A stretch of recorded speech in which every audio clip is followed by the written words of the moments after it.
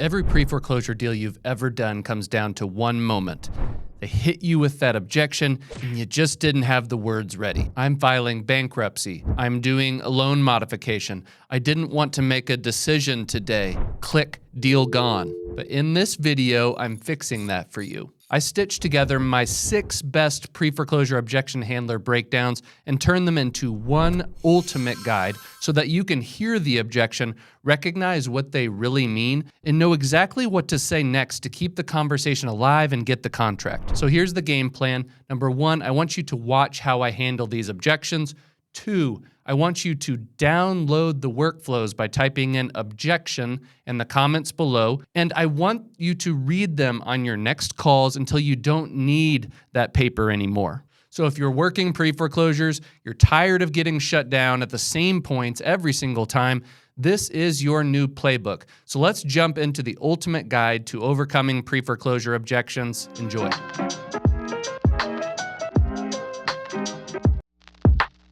So as I stated before, we're going to go through a series of these objection flows. We'll start with, I have it taken care of, but we'll do some of the other core objections that you hear all the time. Hey, I need to think about it. I need to talk with my spouse. I need to talk to an attorney. All these things that kind of get you to get off the front porch or hang off the phone. We're going to go over the flows on how to turn these objections into contracts instead of dead leads. So let's start off with, I've got it taken care of.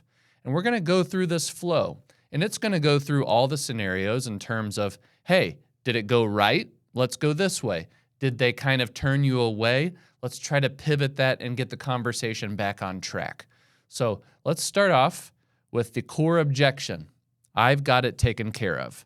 There are a couple of different handlers that you can use. And of course, you can use ChatGPT and anything else that you want to kind of paraphrase these and make them more your personality. But these are a couple I've used to close hundreds and hundreds of these deals, so they're a good place to start. So objection handler number 1, you go to the door, you say your spiel, hey, my name is Michael. I noticed that your lender was giving you a little bit of a hard time with your house on 123 Main Street. I just wanted to drop by and see if there's anything I can do to lend a hand. They're, of course, going to want to say something to the effect of, I've got it taken care of. This is their natural reflex, okay? Instead of just saying, oh, well, I'm glad you have it taken care of, and you go ahead and hit the street, you're going to lean into the resistance. If you do not push into the resistance and pierce through that initial veil of resistance, you're going to miss out on a lot of deals. So as a salesperson, make sure you have that reflex of pushing through when it's difficult. Otherwise, it's going to be hit and miss on when you get some deals. So what are some objection handlers once they say, hey, it's taken care of? So number 1, you can say something to the effect of, oh, totally, and I wouldn't expect anything less. Just so I don't misunderstand, when you say you have got it taken care of, what do you mean exactly? Or another objection handler, you can say something like this. Yeah, that's totally fair. And honestly, most people I work with are working on something already. Just so I don't waste your time, what does taken care of look like for you right now? Okay, so use one of those 2. Why do those things work? They lower the resistance by agreeing with the seller. You kind of want to come towards them, acknowledge what they've said. Don't just immediately dismiss them, but agree with them in a non-threatening, peer-to-peer tone. You're not going to fight them. You just want to clarify what taken care of means. Now, this is where you come to your first crossroads. Your seller's going to either open up or they're going to shut you down. Okay, we're going to go first down the shut you down path. So they say something like, didn't you hear me? We've already got it taken care of. We've got it handled. And they're kind of terse with you. Now, this is usually when the average salesperson is going to skedaddle. They're going to get out of there. They're not going to continue this conversation. But a good salesperson, again, is going to lean into that situation, not away. So when they say, hey, we've already got it handled, man, come on, you're going to enter what I call a third-party story. And you need to have an entire bank of these. And as you close deals, really document what you've done for other people, whether good or bad, positive outcome, negative outcome. That way you just have a whole library of different third-party stories that you can interject into any situation. So back to our situation here, they say, I've got it taken care of, man, come on. You can say something like, hey, I totally get it, but I just talked to a guy last month. He told me that he had it taken care of, but then at the last second, the lender dropped the ball. They didn't get paperwork over, and they weren't able to get his loan mod approved like he thought, and they ended up having their house get foreclosed on. Absolutely heartbreaking to me, and I don't want that to happen to you, and that's why I'm here, just making sure things are okay. So you could have a wide range of different third-party stories that you enter depending on what they say, your experience level, what you're comfortable with. In this particular example, it said, totally get it. I actually just talked to a guy last month, and he said exactly the same thing. His bank approved the loan mod, but 2 days before the sale, they denied it. We jumped in at the last second, stopped the auction, but it was so close. It made me uncomfortable, and that's why I'm here to talk to you about these things. Now, there's two different paths that they can go. They may soften some, and then they want to open up to you, okay? And we'll go that path in a second, okay? But I want to go down the path of a little bit more negative, and then we'll work towards a positive outcome. So if you go through your third-party story, they go ahead and shut you down again. They say, look, man, I already told you, we're good. Now it's time to exit with poise, but we're not going to leave empty-handed. We are like farmers as niche real estate investors. We try to plant seeds, right? So every time you talk to a seller, you have an interaction. It may not always go the way you want, but you are going to try to, open up the ground and plant a seed until that opportunity to where hopefully someday it will sprout and it will grow and you can harvest those crops. So every time you have an opportunity, you have to plant. So when they're terse with you again and they say something like, dude, I already told you, we're good, buzz off, whatever they might say, we're going to take our last opportunity, okay, to say something like, yeah, no worries at all. I respect that. And hey, if things later don't turn out the way that you want, feel free to reach back out. I've helped over X families stop sales, and even when they thought it was too late. So I'm just here if the situation ever changes. Okay, now this part is what's critical. This is the win if they're shutting you down. Then take a short pause, and if you feel it's appropriate, add this nice little line. Hey, while I'm here, do you mind if I just shoot you a quick text so you've got my name in case things shift? I promise you, I'm not going to blow you up and keep bugging you. I just want you to know that it's me if you need anything, okay? Probably 50-50, maybe 60-40, they will want you to shoot them a text. This gets the opportunity for you to, one, get their correct phone number, but it also gets the opportunity for them to save your contact in your phone. So in the future, when you call, when you text, it comes through as Michael Investor Guy, X Investor Gal. So if they say yes, shoot me a text, you want to send a message to their phone number and have them program your name. This is critical. Say, your name, investor guy or gal. This will get them to kind of laugh a little bit, right? Because it's just kind of a funny name. And then joke about how, hey, you probably get 1,000 spam calls a day anyway. I just want you to know that it's me. And people will be like, ha, ha, ha, yeah, I get a ton of spam calls every day. So now your name is locked in. In the future, this raises the chance that you're going to get a deal from this person. But you're not going to stop there. After they've gone ahead and programmed, you've texted over your number or your information, they've gone ahead and programmed your name in, you're going to establish a micro commitment, okay? So you're going to establish a time to speak in the future. This is not going to be vague. You're not going to say, hey, let's connect next week sometime. That is vague, no good. You need to say, hey, would it be cool if I called you next Tuesday at 10? Yeah, that'll work. Would you mind going ahead and programming that into your phone, onto your calendar? That way I can give you a call. Hopefully all is well, but I'll reach out then. That sets that micro commitment, and then you can speak to them down the line and hopefully get a deal from that situation. Now, what if you go through your last minute spiel and they say, no, do not text me, I'm good. I told you. And they're just completely shutting you down. In that situation, go ahead and offer them a business card. Try to get them to take that, and then we're going to reach out in other mediums. Just because they've shut you down here doesn't mean that it's not going to work elsewhere. So we've gone down the more negative side of the branch of this little document here. Okay? If they do not want to talk to you, you need to enter your third-party story. If they shut you down again, you need to go ahead and exit with poise, but plant some seeds. Now, what if you start from the beginning and you use your handlers that we've gone over before? The seller responds in an affirmative, okay? They start opening up to you. Well, I'm actually doing a loan mod, or, well, I'm thinking about doing bankruptcy. Well, I do have a friend that is thinking about listing my house. If they start opening up to you, that's a really good sign, and you need to lean in and ask a few follow-up penetrating questions. Now, if we go ahead on our flow chart, you can see all of these different common outcomes of what they might mention.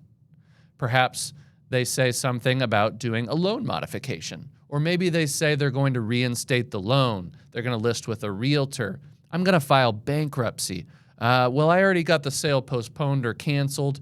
Well, I already went with another investor offer, or maybe I'm talking with an attorney. Okay? No matter what they bring up, you need to ask some follow-up questions. Your goal is to, one, make sure that they understand the path they're going. Remember, a confused mind says no. Give them clarity. But if you can ask some of these penetrating questions, oftentimes you can cast doubt on the path that they're going. You're not trying to manipulate, right?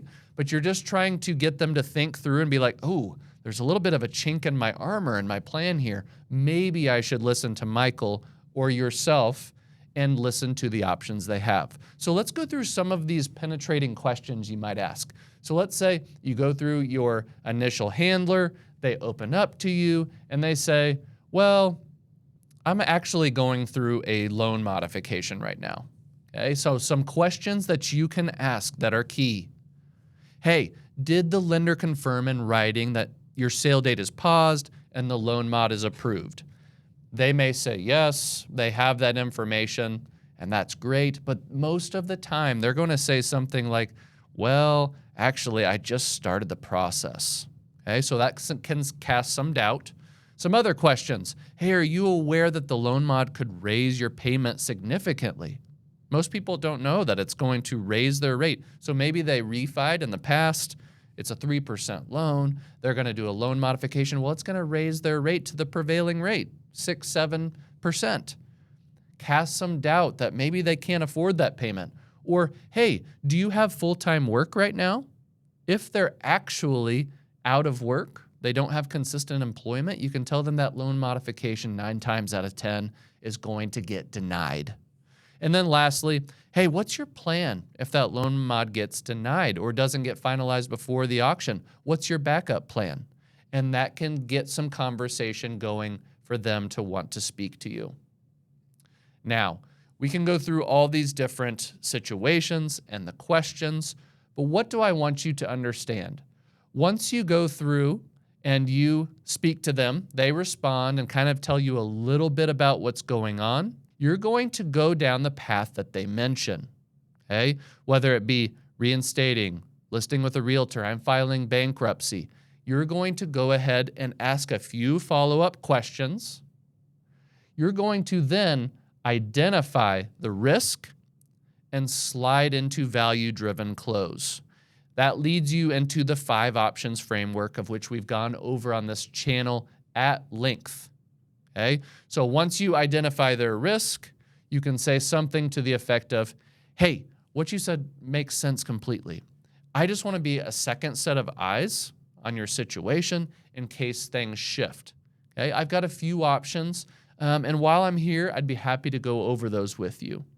Then you want to go ahead and slide into going over all their options from reinstating to loan modification to bankruptcy to cash sale to selling subject to.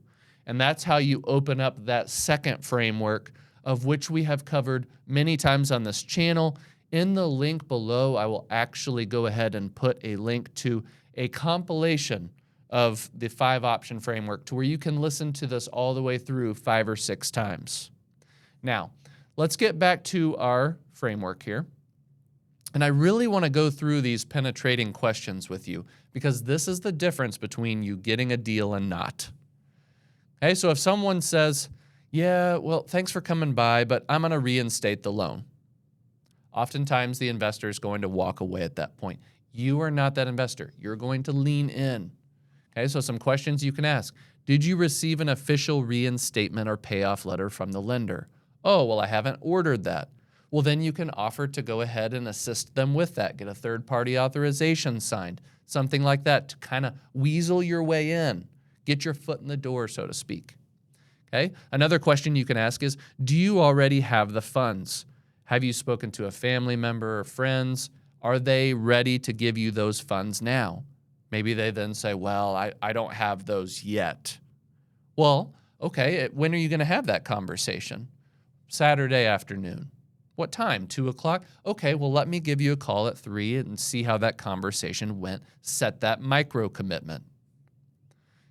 Okay, when and how will you be delivering the payment to the lender? Sometimes they get confused and say, hey, well, I'm going to send it in the mail or I'm going to do this, and you can educate them on the process. And lastly, would it help if I assisted you in making contact with your lender and ordering that reinstatement? Again, you're trying to build authority, credibility, trust, lean into the situation. Now, what about with realtors? Realtors are my favorite. They kill more deals than they help, I promise. Okay, but someone says, yeah, my cousin's a realtor. I'm going to go ahead and list with them. So some questions you can ask in that situation. Has the home been listed? And if so, how long has it been on the market? Did you receive any solid offers? Are you still waiting? Has your agent communicated with the bank? What are they going to do to get a sale extension? Oftentimes, they can start to cast some doubt in their mind to where maybe they need to consider your offer or your solution. And lastly, what's your plan if a contract or closing doesn't happen before the auction? Again, our goal is not to manipulate, but it's to cast shade on what they're doing. That way they were open to moving over here and listening to the 5-option framework. Bankruptcy. Okay, so if you have someone that says, well, I'm just going to file bankruptcy, a couple of prodding questions you can ask them to push through is, well, have you found an attorney yet? Have you researched that? It's sometimes hard to find one on such short notice. Many times people will say, well, I haven't actually found one yet, yada, yada. And that can lead you to a follow-up question of, hey, do you have the $2,000 to $4,000 you need to upfront to even retain an attorney? And most people will say, well, no, I don't have that money, Michael. What do I do next? And oftentimes that can lead you right over here to our 5-option framework to where we're guiding them through to hopefully have them drop out the bottom of the funnel with a cash offer or a subject to purchase. Okay, let's continue on with bankruptcy. Hey, are you aware of how your payment can change after you file bankruptcy? I know your payment's probably what right now, $1,200? Well, oftentimes with bankruptcy, it can go up 30, 40, 50% when you reconsolidate your debt. Can you afford that kind of payment? Well, no. And it helps them cast doubt. Okay, what about if you go to their door, they're open to speaking to you, but they say, well, I've already got it postponed. Okay, a couple questions you can ask in that case. Did you receive written notice from the lender that the sale was postponed or canceled?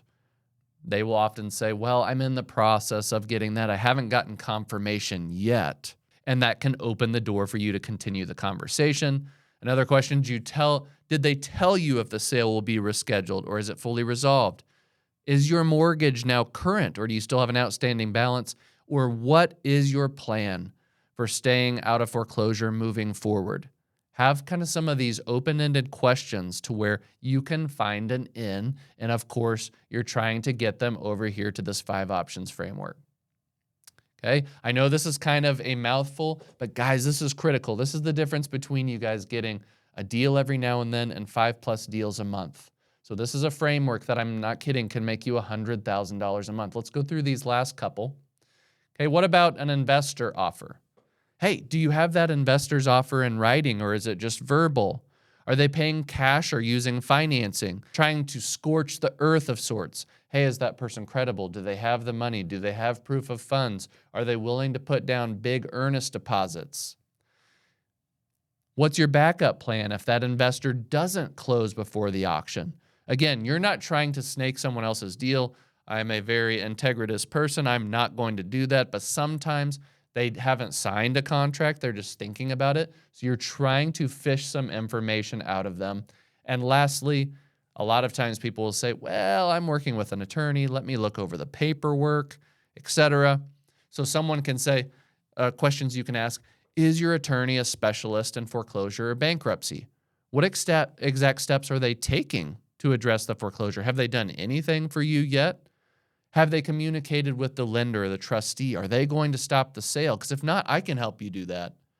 And are you receiving regular updates? Because I know some of these attorneys like to hang out on the golf course, not particularly helpful, and they take longer than you'd like. So again, these are some of the core things that people are going to address. Your goal when they are open to speaking to you and they choose one of these directions to go down, you're going to ask some follow-up penetrating questions. You're going to identify the risk and slide into a value-driven close, and you're going to try to get to the 5 options framework. Again, if you want to learn more about the 5 options framework, look in the link below. There's a compilation of those that you can watch. So again, this is the first video in a series of all the different objections that you are going to see. Whether you're on the phone, you're knocking at the door, you're texting, you're emailing, people will say these common things. So in the coming weeks, we will drop a few more videos with different objection flows for some of the common objections. These are the things that you need to study. Print out this document, put it on the wall, share it with your team members. This can be the difference between you having a scalable business or not. And if you would like help scaling your business, we can help you with that. Join the niche community. I'll put a link down in the description to where we work on these things weekly. We give you all of your data, all of the coaching, all of the scripts, all of the templates, all of the ways to scale your business to be more sustainable. We've also just released Niche CRM. So if you want to take this data all the way through and automate it to your marketing so you can have more of these conversations, more practice, more deals, we would love to help you with that. Thank you for watching. I hope this was helpful. I'll see you in the next one. If you've spent any type of time with these leads, you have to understand the psychology of how their minds are working. They're going through some of the most difficult times in their life. They've lost a loved one. They're going through a debilitating sickness or illness. Something is going on that's throwing them off their game. So when they have these particular objections, I'm going to let it foreclose. You've got to understand what they're thinking. Imagine someone has lost a loved one in a traumatic way. We'll go into some stories of what that might look like here in a little bit, but they've lost a loved one, and let's say that they sell the house. Maybe they feel it's dirty to make money on their lost loved one. Maybe it doesn't matter if they make money because it's not going to bring their loved one back. Maybe they've been given some advice in the past that there's nothing they can do with a probate situation, or maybe they're not the heir on the property, and they've just kind of shut down. This is the type of person that has had to overcome a lot of emotional baggage, and they just don't care about the house anymore. They don't care about money. They're going to shut you down.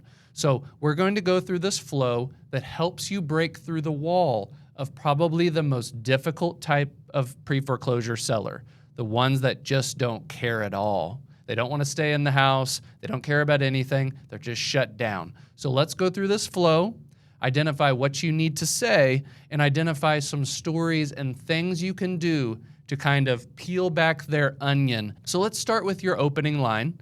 Hey, are you the homeowner here? My name's Michael. I can't stay for long. I've actually got an appointment that I need to be getting to, but I noticed your lender scheduled a sale on this property, and I wasn't sure if you got it handled or if you had run into any headaches with the banks. I know they like to throw issues at people. I help people navigate this type of thing all the time. Would you be opposed to hearing what some people have done in this situation? Okay, so go ahead and practice this opening line. You can even throw it into ChatGPT if you want to make it shorter, more concise, more your style. But what's going to happen? You're going to get some sort of objection. In this situation, it's going to be, I'm letting it foreclose. There's nothing you can say. I made up my mind. They're shut down. So what is the average investor going to do right here? They're going to be kind of taken aback, like, oh, okay, well, I mean, if anything changes, here's my business card. That is a big loss. Okay, when there is resistance from a seller with whatever objection that they use, we must lean into that resistance, not away from it, because everyone else is leaning away. That means they're not going to get the deal. You've got to lean into them and have enough confidence in your craft that you're going to be able to overcome that objection. So let's study something that you could say. Again, these are not concrete. You can adjust these as you see fit. Okay, but what is a response when you knock on the door, you give a call, you say your opening pitch, and they say, you know what, you're nice enough, but I'm just going to let it foreclose. I've been through too much. There's nothing you can say. I made up my mind. They're completely shut down. So let's go through this handler. You know, honestly, I hear you. Okay? Usually when someone's at this point, they've gone through a lot and no one sees the pain that they've been through. And sometimes it's about things that have nothing to do with the house or selling. I mean, is there anything you wish that people really understood about what you're going through? I mean, while I'm here, I'm happy to listen, to hear what you have to say, to try to tie a loose end, maybe close an open loop. I mean, share with me what's going on. How can I help? Okay? You're going to try to get away from investor and try to get back to trusted advisor, someone that's a friendly neighbor that's trying to serve, right? Why does this handler work? Okay, because it shows real empathy and acknowledges the seller's pain and what they're trying to go through. You're not pushing. You're trying to get away from investor and try to get into that serving mode. Okay, it removes all pressure or agenda when they don't feel like a target. Okay, and when you say something about helping with a loose end, you give back their sense of control and dignity. Okay, when you give back control to them, it builds a sense of trust. It's going to open up a door to real conversation, and maybe something will happen down the road. Okay? So there's two different paths that you can go down. Okay? You've done your opening pitch. They've had their objection. They're shutting you down. You need to have something to where you validate them, you let them know they're heard, and you certainly ask if you're not going to be buying the house necessarily, but is there some sort of open loop or is there some sort of loose end that you could help with? You're going to have one of two seller responses. They very well may shut you down and they very well may open up. We're going to go down the path that they shut you down first. So you've used your objection handler. They respond with, hey, look, I mean, you seem nice enough, but I can't relive this again. I just don't care. Money doesn't matter. I'm just going to let it foreclose. This is another opportunity for you to lean into resistance, not away. You're going to enter a third-party story. It's going to be more helpful if you have something in real life that you can use, but I will give you a story right now that you can use or try to amend it a little bit so you feel more comfortable. You're, of course, going to abridge this in the situation in real life. Okay, but I'm going to tell you a story for the full impact of how this can work. A couple years ago, there was a house in Belton, Missouri, of all places, about 20 minutes outside of Kansas City. There was a homeowner and his wife. The homeowner, unfortunately, took his own life. The wife saw it. She actually ended up having to go to assisted living because she just couldn't handle the stress, moved out of the house into assisted living. Because he had passed away, he was taking care of the bills. They got behind on their payments. Well, it came up for foreclosure. I saw it. I went out to the house. I noticed it was vacant. I talked to one of the neighbors, and they said, yeah, the wife is in assisted living over here. So I went to assisted living. I got to know her a little bit, and she said, Michael, look, I appreciate that you want to buy the house and you want to do all this stuff, but I've gone through too much. I can't relive this again. Respectfully, I just can't do this anymore. Now, most of the time, people are going to walk away from this situation. I did not. I went ahead and went back up here, okay, to our handler, and I simply said, hey, look, I know you've gone through a lot. You lost your husband. That must be incredibly painful. Let's just assume I'm not going to buy the house, and we don't even have to think about that. Is there anything else on your mind? Is there a loose end? Is there something I can get for you? Something that I can grab from the house that can just kind of end this sour part of your life on a positive note? And she kind of sat there for probably 20 or 30 seconds. It was almost uncomfortable how long she sat there. And then she opened up and she said, hey, look, I'm not going to sell the house, but there is a wedding dress that's really important to me. It's down there in the basement somewhere in the rafters. I really don't even know where it is. The house is a mess. You can go in there and check it out, okay? So what did I do? I went ahead. I went to the house. She gave me the key to the house. I did all this without any expectation of anything in return. I just wanted to be kind. So I went down to the basement. It was filled with like 2 foot of water, okay, because the sump pump didn't work. There was mold everywhere. It was disgusting. Well, anyway, I waded through this water, and I happened to see the wedding dress in this protective case, I guess, if you want to call it that, hanging from the rafters. I got it. It was actually in remarkably good condition compared to how bad the house was. So I got the wedding dress. I left the house. I went back over to the assisted living community, gave her the wedding dress. She immediately broke down and cried. What happened there? I did something kind. It broke down a wall. And then what did she say afterwards? Okay. She opened up and said, hey, thank you so much for getting this. Remind me, what were you saying about the house again? And it opened up the conversation. So what are you going to do? You have gone ahead and talked to the seller. You've done your handler. They kind of shut you down. You seem nice enough. You're going to enter a third-party story. Sometimes these work. Sometimes these don't. Now, if they open up, you can simply listen to what they have to say. Maybe there's some sort of thing that they want you to do, something that they want you to grab. You're going to give them a heartfelt response. She said, Michael, I want you to go get the wedding dress. So I said, hey, I really appreciate you telling me that.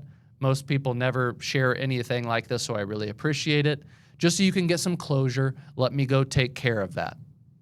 I went to the house. Then you have to deliver on the grand gesture without any expectation of anything in return. Okay? You deliver on the grand gesture. For this instance, hey, I got you the wedding dress. Hey, I wanted to make sure you got this just like you asked. I know it might seem like a small thing, but I hope that it makes things a little bit easier. In this situation, she said, oh my gosh, this is amazing. Hey, tell me a little bit about what you said about the house. Okay, once you have delivered on the grand gesture, there might be an opening. At that moment, you can share something like, hey, I know you've said you just want to move on and be done with it, and you don't care about the house and you want to let it foreclose. But if you're ready, we can talk through the process of what letting go actually looks like. There are a couple of ways that I might be able to help with that too, whether it's just handling all the details so you don't have to deal with it, or making sure it's as stress-free as possible. Now, this is only after you've delivered your grand gesture. The seller's going to respond in one of two ways. Hey, look, thank you for what you've done. I appreciate it, but I just can't do this. I'm letting go. You really need to respect that. If they do that, okay, you're going to establish a time to speak in the future, follow up with that person. Maybe you can do something else for them. If not, they might say, hey, this has been really hard, but if you can promise this will be easy, I guess we can do something. What do next steps look like? Okay, then at that point, you're going to identify the risk, go through the closing process, of which we'll talk about in another video. Okay, so we've gone through the entire flow to this point in terms of, hey, there was an objection, you came up with a handler, you gave a third-party story, they opened up, you went ahead and did a grand gesture to try to break down the walls. Once you've broken down those walls, there may be an opportunity to slide into a value-driven close. Now, what if they're a little bit more difficult? Okay? You tell your third-party story and they shut you down again. Okay? I'll give you an example of what that looks like. About 2 years ago, Lee Summit, Missouri, I went and door knocked a house. It was up for foreclosure in a couple of weeks. I knocked on the door. It was actually the daughter of the homeowner. The homeowner was in assisted living, was going through some issues there, and the daughter said, hey, look, Michael, you're nice enough, okay, but we're letting this house foreclose. If we end up selling the house to you and netted some money, it's going to negate my mother's Medicaid benefit. We cannot take that money, so I'm letting it foreclose. There's nothing you can say. There's nothing you can do. Most investors are going to lean away from that situation. Our goal is to lean in.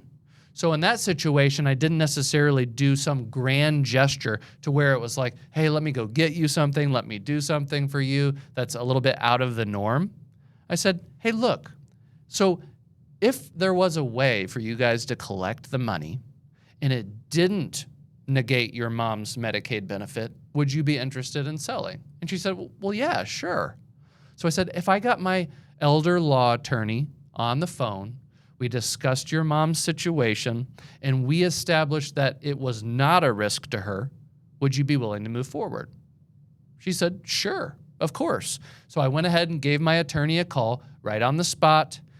We had a conversation, and he actually said, Michael, she's actually not on Medicaid. They went through paperwork of it, but it was not actually finalized. Right now, she's not getting a Medicaid benefit. So she actually could accept this money and down the road could apply for Medicaid. This appeased the daughter. She immediately let me in the house. We went through the house, took a look at it. I took pictures. We sat down and had a conversation. And she happened to be the limited power of attorney for her mom. And on the spot, she signed a contract, and I ended up making about $55,000 on the deal. Okay? This all comes from knowing your craft and leaning into a situation. She said there's nothing you can do. But I heard a problem. I knew how to overcome that problem. And what happens? I shared the problem. They opened up, okay? And I was able to deliver a grand gesture. In this situation, it was being able to talk to the attorney, appeasing her mind, making sure her mom was taken care of. And we were able to go this side of the path and get a contract on the deal. Okay, but what if they just completely are shut down? All of us have experienced these type of people where they just don't care. Money doesn't matter. Their emotions are just too invested in that situation. They're not willing to rip the scab off of the wound to revisit things.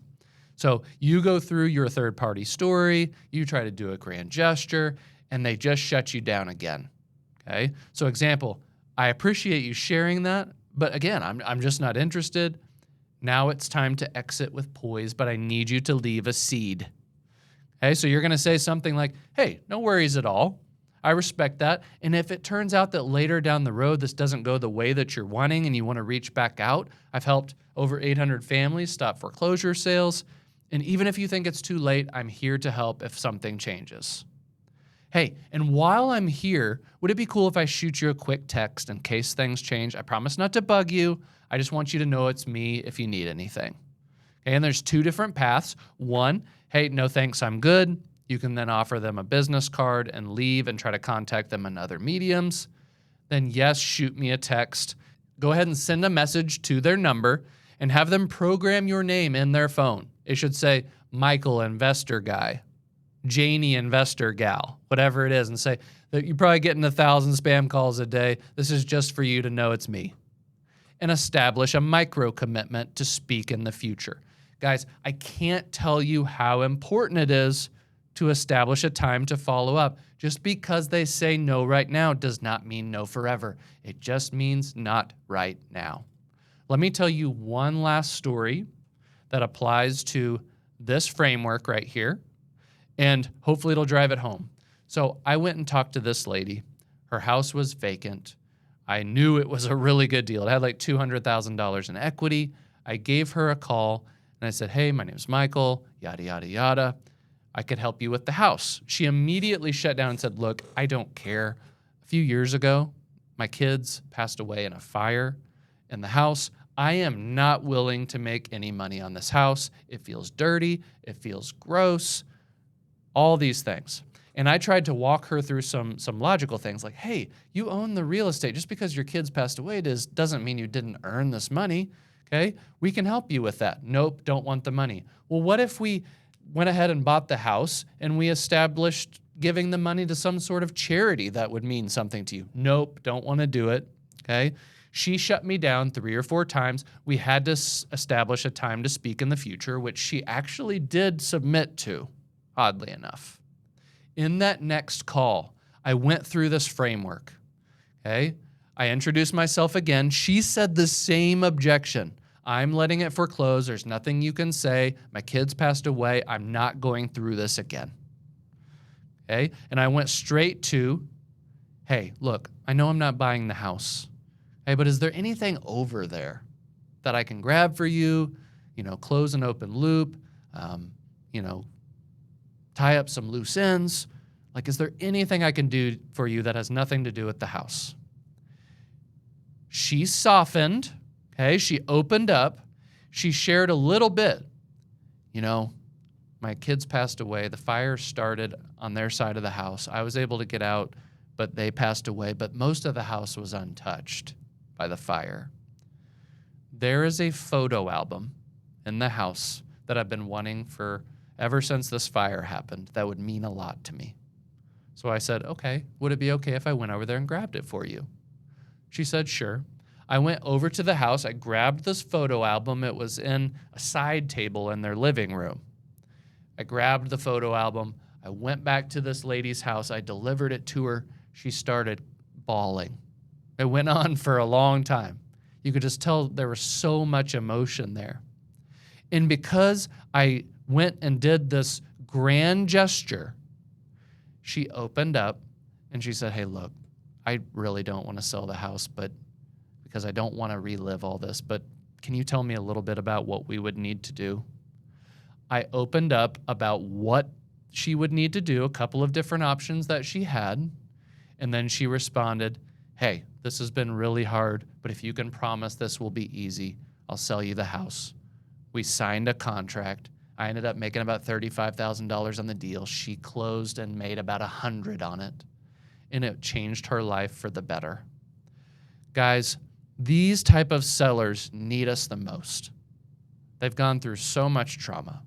They've gone through so much pain, and all other investors are leaning away from the resistance. Please lean towards these people. They need you. They need you to solve their problem. They need you to help overcome their emotional trauma. So not only can you close some loops emotionally for them, but you can get some of that equity that they desperately need to move forward with their life. Whether they say they care about money or not, they need it to operate. So this flow can take you from not getting a lot of deals to getting plenty and having a huge emotional impact for these sellers. Hopefully you can use this out in the field, get some deals, and then maybe we can work closer together down the road. But I hope this video has given you some value, help you overcome some of the most difficult sellers out there. I will see you in the next one. Welcome back to part 3 of our foreclosure objection series. In the first 2 videos, we discussed I have it taken care of and how that is a huge objection that we have to overcome. Go back and take a look at that video if you haven't studied it. The second video discussed I'm going to let it foreclose. People that are emotionally shut down. They don't care about money. They don't care about the outcome. How you can do a grand gesture to overcome that. And in this third part of our series, we're going to go over the objection, it's none of your business. These are the people that need a little warming up, a little rapport building. So we're going to go over this objection flow now. This is another one of those core objections you must overcome. Again, as niche investors, we lean into resistance. We don't lean away. A lot of you with this objection, you'll be like, oh, well, I'm sorry for bothering you, and then kind of move on about your business. You're losing out on deals. You're losing out on serving sellers. You must lean into this. So let's go ahead and dive into it. Okay, so our opening line, and again, this is not cement, this is not concrete. You can paraphrase this opening line as you see fit, but here's a good one that I like to go with that's good in my eyes. Hey, are you the homeowner here? I'm just Michael. I apologize I can't stay for long, but I've got an appointment that I need to be getting to. But I noticed your lender, looks like they scheduled a sale on the property. I wasn't sure if you got it handled. I know banks like to throw headaches at people at the last second, but I help people navigate this kind of thing all the time. Would you be opposed to hearing what some people have done in these situations? Okay, you'll notice that at the beginning, I say that I can't stay here for long. That's important. It disarms people, lets you know, hey, we're already out the door and we're going to be leaving to go to another appointment. So it makes them lower their guard, lets them let you stay a little bit longer. Okay, so they're going to then throw their objection at you. As we discussed before, it's none of your business. So what is the handler for that? It's not, oh, I'm sorry, I'll come back at another time, or hey, let's follow up at another time. That's a no-no. We do not do that. We need to be good at our handlers. Follow through with this series, study all of these objection handlers, these mind maps, and it's the difference between a company that does a deal sometimes and a company that does 5, 10, 15, 20 deals plus a month. Okay, so how do we handle this? It's none of your business, they say. Hey, totally fair. Nobody likes people in their business. Just so I don't make any wrong assumptions, are you working with your lender, an attorney, or maybe someone else on this? If you'd rather keep it private, I completely respect it. I just don't want you to get caught off guard before the sale. Okay? So you affirm their feelings, but you just want to cast a little bit of doubt. Another way that you can handle it, hey, I get it. No one likes strangers in their business, okay? But most people I talk to are either working something out with their lender, have an attorney helping, or they're just hoping for a last-minute solution. Does any of that sound like where you're at, or are you handling things a different way? Now, why is it that this can work? Okay, the handler works because it shows some empathy. It makes their reaction feel normal. They lower their guard. It gives them options to choose from so they don't feel like they're being put on the spot. And then lastly, the final question is open but gentle. We're inviting them to share without pressure, and it creates a safe environment for them to open up about their situation. So we've gone from our opening line, we have our objection, we have our two handlers that you need to study. Make them in your own voice. Make sure the tonation and the pacing is good. You're going to have to practice these a little bit. And then we have a crossroads. How is the seller going to respond? Are they going to open up? Are they going to shut down? Okay. We're going to go down the if they shut you down path, because that's probably more often than not what's going to happen when they say, I told you this is none of your business. Okay. So you've gone through your objection handler. The seller responds. They're going to shut you down, and they're going to say something like, hey, didn't you hear me? I told you this isn't your business, okay? This is another opportunity to lean into resistance. When you lean in, you open opportunity for further dialogue. When you lean away, it ends the opportunity. So here we go. When they reaffirm it's none of your business, we're going to enter a third-party story. It's helpful for you to have your own third-party stories that you actually have experience, but here is a template that you can use that will be just as helpful. Okay, so we're going to enter our third-party story. Please practice these. It makes a difference. So let's do our third-party story. Hey, look, I completely understand. Honestly, I had a homeowner tell me the same thing a while back. Didn't want anyone in their business, just wanted to be left alone. But then something small slipped through the cracks with his situation, and he found out just days before the auction that things weren't handled the way he thought. He reached out. We were able to help him before it was too late. And I'm not here to pry or make you feel uncomfortable. I just don't want you to get caught off guard. And I see this all the time. So out of curiosity, is there anything at all you'd want a second set of eyes on just to be safe? Okay, so you're wanting to relate this to another situation that you've solved. Someone said the same thing, then at the end, something fell through the cracks. Now, if you have a more personal third-party story for this, great. Go ahead and use this. But this is a nice template for those of you that are brand new, that maybe don't have any case studies or third-party stories, to insert in and hopefully get the seller to open up. Now, hopefully they open up. We'll go down that path in a minute.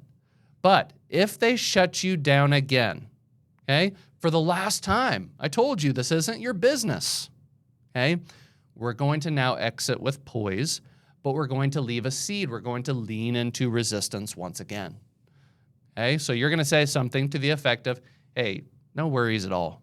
I respect that, and if things down the road don't turn out the way you're hoping, feel free to reach back out. We've helped over X families stop sales even when they feel like it's too late. I'm just here if the situation ever changes. Now, have a little pause. Then you're going to lean into resistance. Hey, do you mind if I shoot you a quick text with my name, just in case things shift? I just want you to know that it's me in case you need anything. Now, if they say that they want you to shoot them a text, you're going to send a text message from your number, have them program your name in their phone. For me, it would be Michael Investor Guy.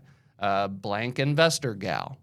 And then you can joke about how people probably get 1,000 spam calls or texts a day, and at least with this, they know it's you.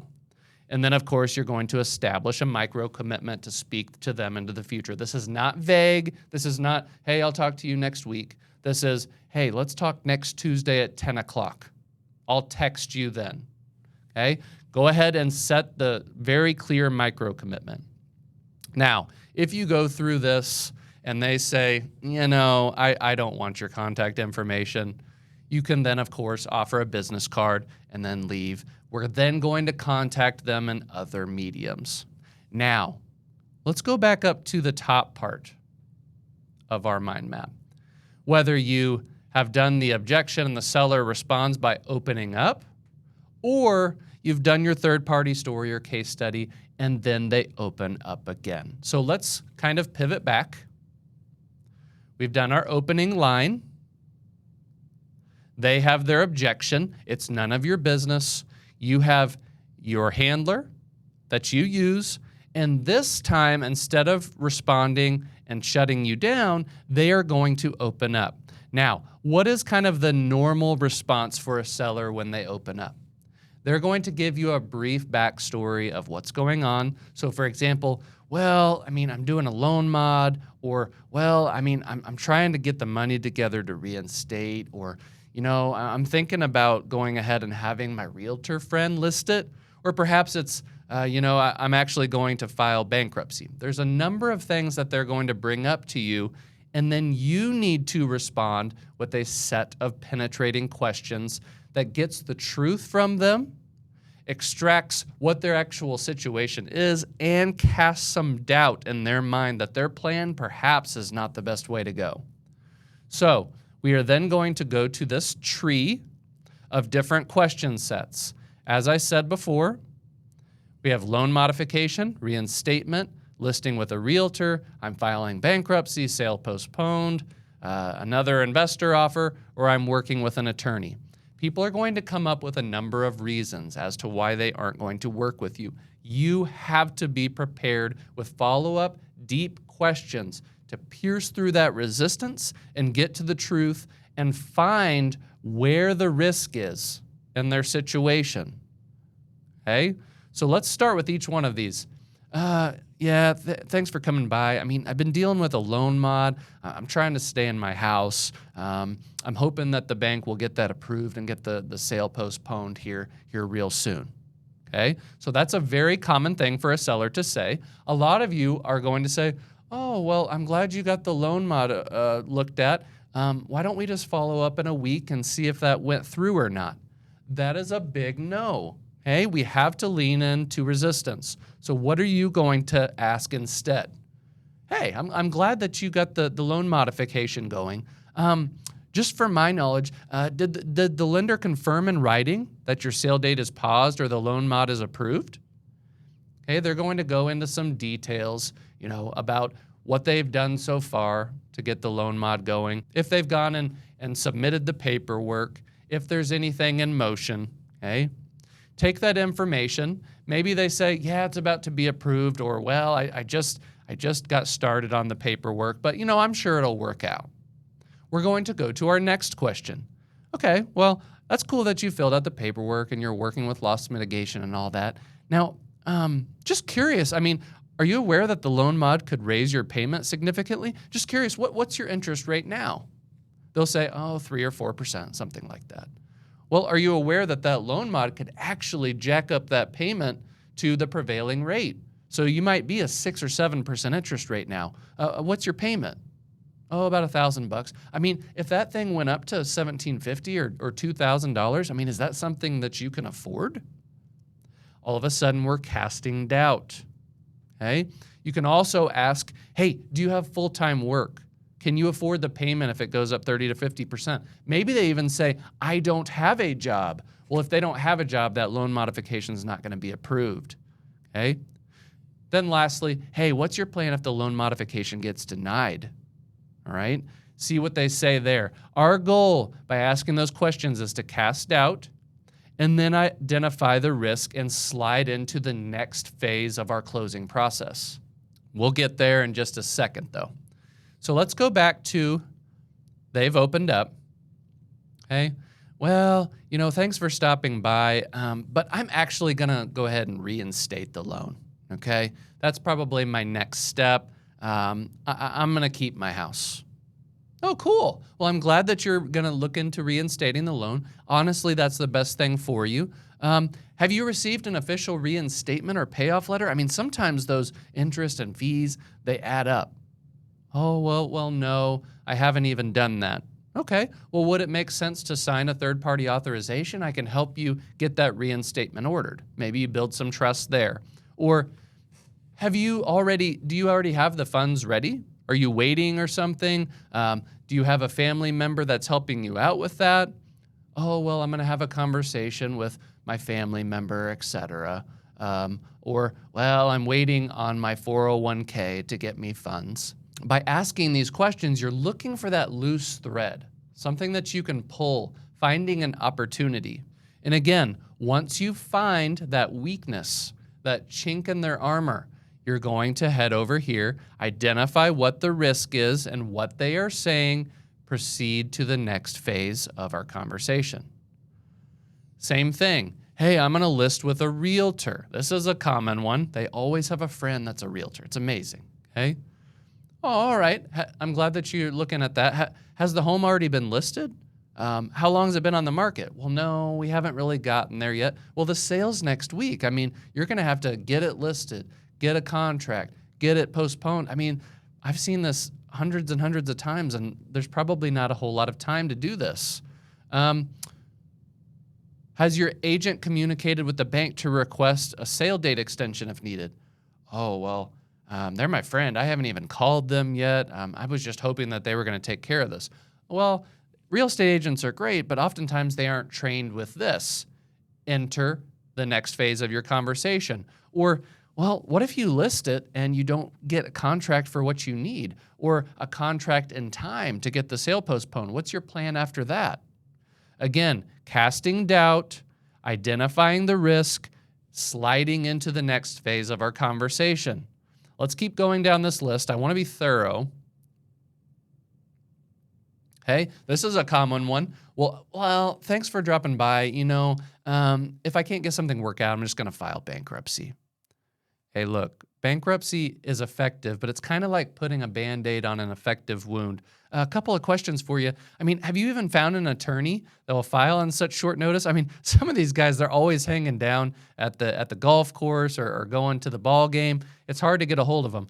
Well, I've started researching, but I haven't really talked to anyone. Okay, well, let's say that you find an attorney. Are you aware that it's going to take $2,000 or $4,000 to retain the attorney up front? They're either going to say, well, yeah, I have the money, or, oh, shoot, no, I don't have that kind of money. I mean, I can't even afford my house payment.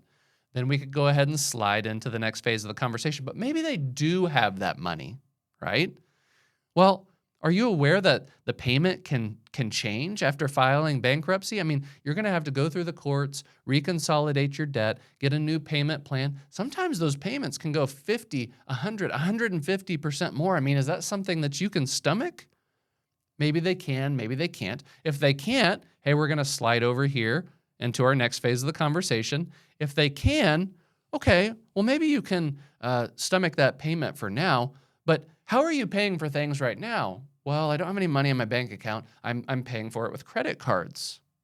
Okay, well, are you aware that if you file bankruptcy, that within a few days, many times they'll freeze your credit cards and you won't be able to use that credit? Oh, I wasn't aware of that. Casting doubt, sliding into the next phase of the conversation. And we can go on and on here. Well, a lot of people think that the sale is going to be postponed magically. Hey, did you receive notice from your lender that the sale was postponed? Well, no, I'm just kind of talking to them. Did they tell you if the sale will be rescheduled or if it was fully resolved? Is your mortgage now current or do you still have an outstanding balance? What's your planning for staying out of foreclosure if they don't postpone it? Again, asking a series of questions that can cast doubt and have an opening for the next phase of the conversation. Last one that's really common. Okay, well, I'm just going to work with our attorney. Okay, lean into resistance. I mean, is that attorney a specialist in foreclosure and bankruptcy? I've seen it time and time again. Just because they're an attorney doesn't mean they have the contacts and the resources to get this sale stopped. What have they done for you so far? Okay, that goes into the second question. What exact steps are they taking? I mean, has your attorney communicated with the lender or trustee to officially stop the sale? What are you going to do if the attorney doesn't get the sale stopped? Again, opening an opportunity for further dialogue. Every one of these is intended to gather some information, get a loose thread, pull on it, identify the risk, and slide into our value-driven close. And what is that value-driven close? It's not actually closing to sign the purchase agreement. It's a slide into a close to start a next phase of the conversation. Okay, so what are you going to say? Hey, look, this totally makes sense what you're saying. I'm happy to be a second set of eyes or just be your backup in case things shift. I've got a few options. Okay, we've helped people in similar spots, and I'd be happy to go over them while we're here. So we've identified a micro problem. Let's go ahead and analyze all the other solutions that you could have and get to the point where maybe they're ready to sell the house. Okay, the seller's going to respond in one of two ways. Yeah, I'd like to hear those options. In that case, we're going to launch into the 5 options framework, of which I will leave a link in the description of a compilation of 5 option framework videos that you can listen to how that sounds like. We will also have a full mind map video for this framework right here.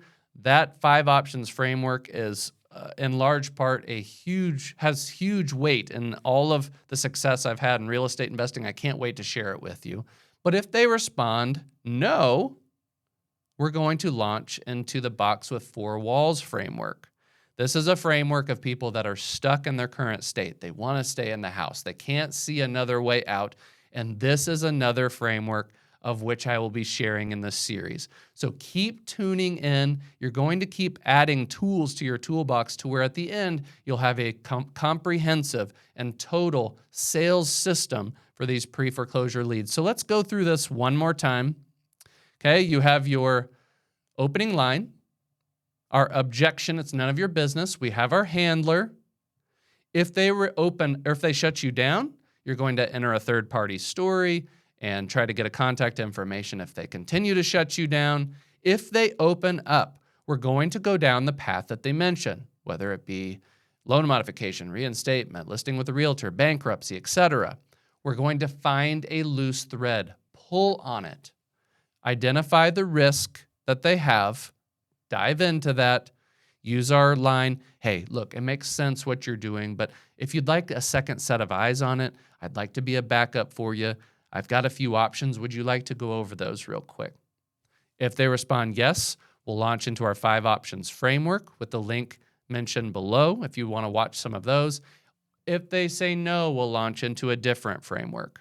Okay? Please, please, please study these objection handlers. This is the difference between one deal every now and then and 5 to 10 deals a month. This is very important. So thank you for watching. Appreciate you tuning in, and I will see you on the next one.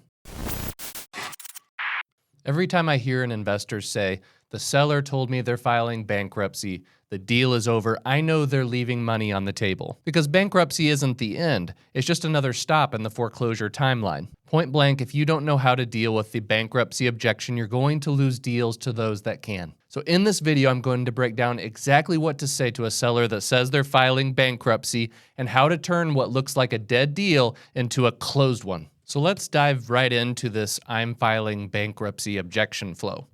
I know most of you, you're going to step to the door, talk on the phone, say, hey, this is my normal spiel. Seller says, hey, well, I'm filing bankruptcy. A lot of you are going to lean away from resistance, and you're going to give them something back, such like, hey, I'm glad you're able to file bankruptcy. I mean, would it be a good time to speak, next week or a couple weeks from now to see how that goes? That is not how we respond. That is going to lead you to frustration and not getting as many deals as you would like. So today we're going to go through the framework that's going to cut through some of that tension and call out some of the BS from these sellers. And it'll help you realize that these people don't really have the intention to file bankruptcy or even the ability to do so as often as you would like. So let's go ahead and dive in. So you're going to say your opening line.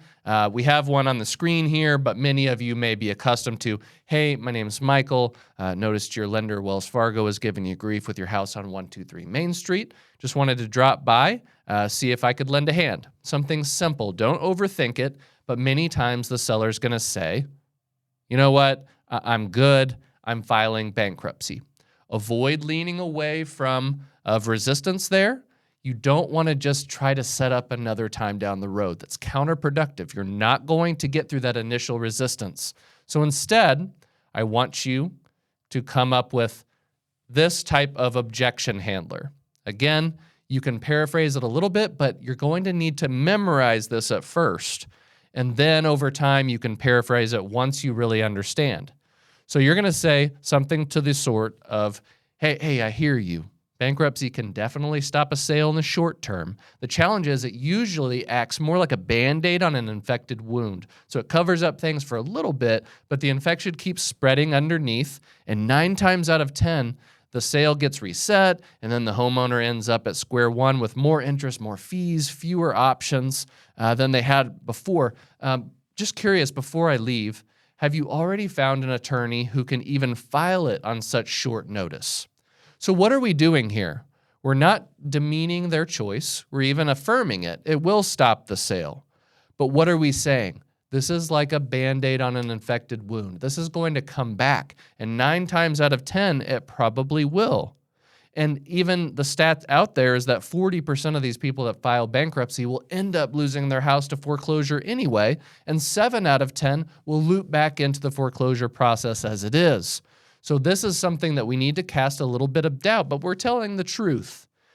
Then we leave an open-ended question. Instead of saying, hey, can we talk in a couple weeks? You're going to say, hey, have you found an attorney who can file it on such short notice? Okay? This is going to require a response from them. Now, why does this objection handler work? Okay, this handler works because it validates the seller's choice without judgment. And like I said, it talks about the infection analogy and reframes bankruptcy as temporary relief, and it raises doubt about their choice, and we leave an open-ended question. Now, the seller has 2 options now.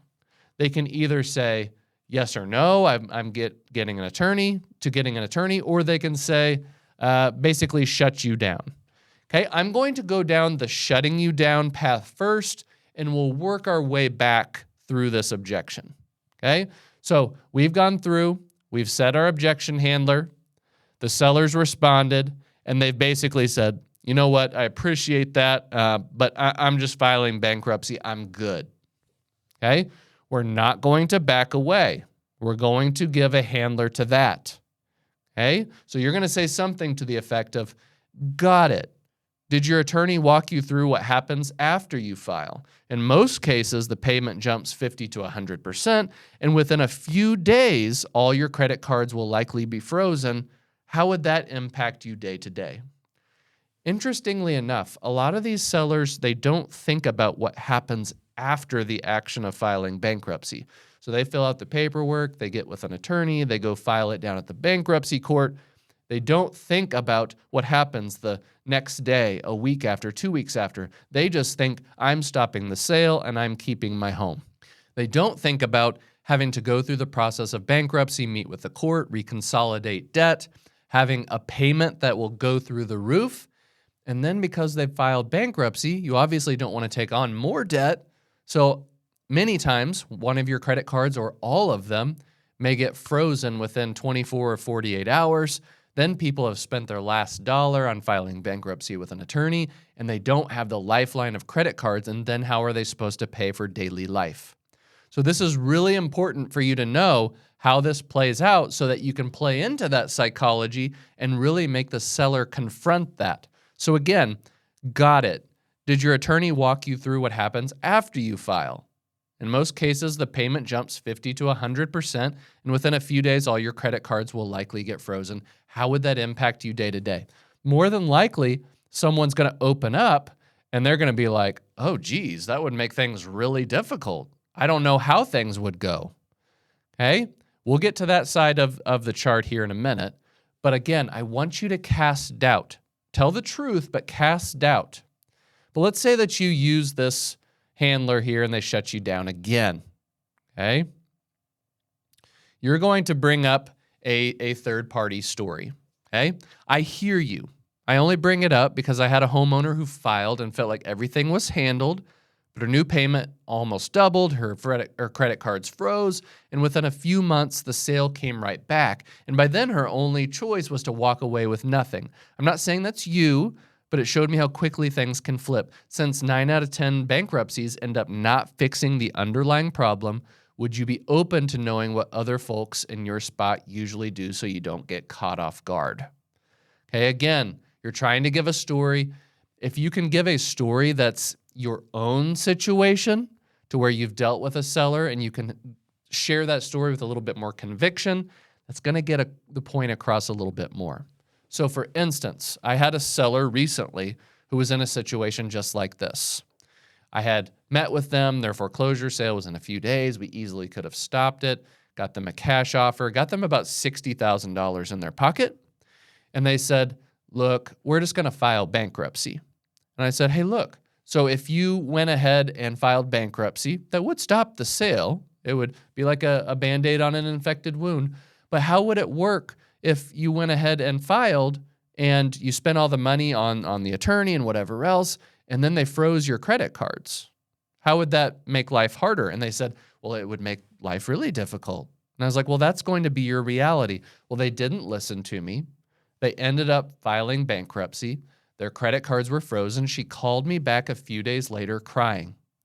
I don't want you to end up like this. You need to have a story kind of like that you can share with sellers. That way, they feel it a little bit more. It sounds more convincing coming off your tongue, okay? So you're going to give them some sort of third-party story. If they shut you down again, now they might open up, right? And if they open up, we're going to go to the top end of this mind map. But if they shut you down again, you're going to say something to the effect of, hey, look, no worries at all. Respect that. If it turns out later this thing doesn't go the way you're wanting, feel free to reach back out. We've helped over X families stop the sale. And then at the end, hey, just if you don't mind, can I shoot you a quick text so you've got my name in case things shift? I promise not to bug you. I just want you to know it's me in case you need anything. And then we're going to shoot them a text, try to set up a micro commitment to talk in the future.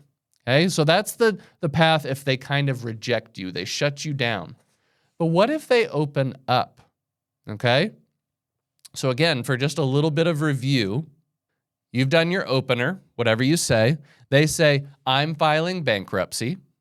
We've gone through our handler. I hear you. Bankruptcy can stop a sale. 9 times out of 10, it doesn't get worked out and things get reset. Out of curiosity, have you found an attorney? This time the seller opens up. Okay? Now, it doesn't matter when you ask if they have an attorney, if they say yes or no. You're going to respond the same way.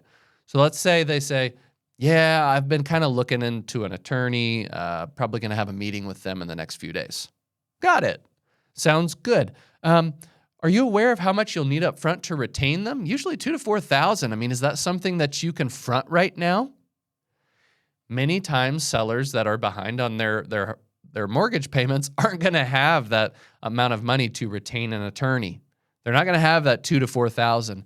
And many times when they say no, you can say something like, yeah, I run into stuff like that a lot. And if the retainer isn't there, usually bankruptcy is not going to get off the ground anyway. And since it doesn't look like that's happening, would it make sense to go over a few other options that people use in your spot? Many times they'll say yes, and we can go into our 5 options framework, of which I've taught many times.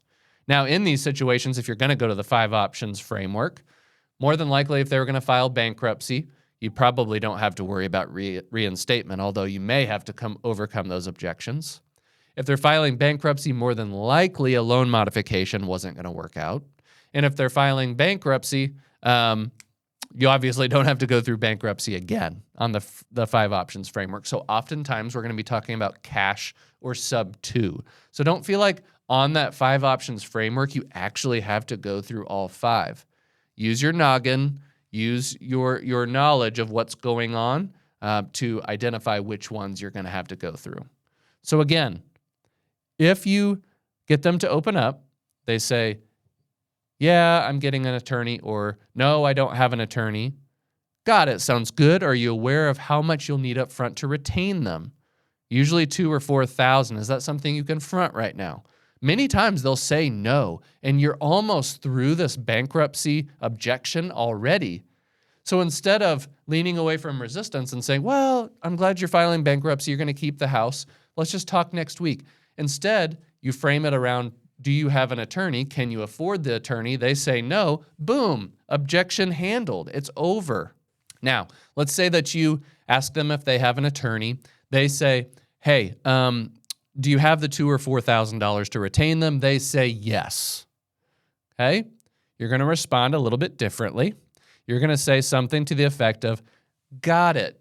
Did your attorney walk you through what happens after you file? Okay? In most cases, the payment jumps 50 to 100%, and within a few days, all your credit cards are likely to be frozen. How would that impact you day to day? Most people are going to go up on this mind map, and they're going to say, man, that would be really tough. Okay? They're going to explain their situation. You can ask about, their PITI. Like if your payment's $1,000 and it went up to $1,500, would that be tough to handle? I mean, if you spent a couple $1,000s on a retainer and then you had no money on your credit card to use, would you be able to pay for daily life? Oh my gosh, that would be really tough. Then you're going to go into it exactly. That's what I see all the time. Bankruptcy buys a little bit of time, but the infection's still there, like we talked about earlier. It's underneath, and when it comes back, people end up right back at square one with more fees, more interest, fewer choices than before. Since it doesn't really look like bankruptcy is going to fix the root problem, wouldn't it make sense to go over a few other options so you stay in control? Most often, they'll say yes. We're going to go into our 5 options framework, which in this case is more than likely cash or sub 2, maybe a little bit of reinstatement. Okay? But let's go back. Let's say you go through this handler again. They say yes, they have the money for the attorney.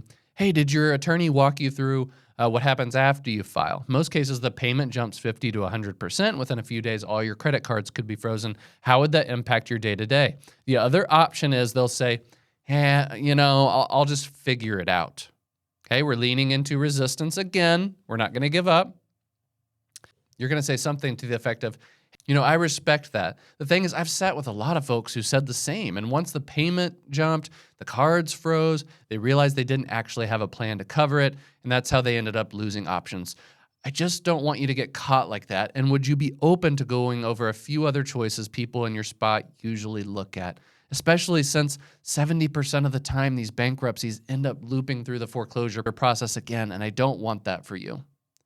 Now, if they're really stubborn, they may shut you down, okay? And of course, you can give a third-party story, and if they shut you down again, you can offer them a business card or try to set up a time to speak in the future. But many times, if you give them some stats to go along with this objection handler, 70% of the time, these things loop back through the foreclosure process again, except people have more fees, more interest.